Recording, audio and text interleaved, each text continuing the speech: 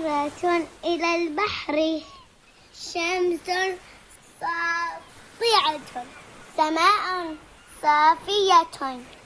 سنذهب إلى الشاطئ، أحضر حقيبتي، سأضع قبعتي ومظلتي، دولاب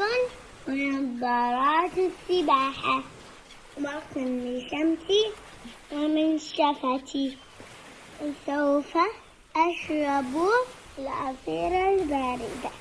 أتناول المثلجات المنعشة، سيعود مساء، الشمس لم تغرب بعد، أستطيع أن ألعب بالغارج، ألعب بالدراجة الهوائية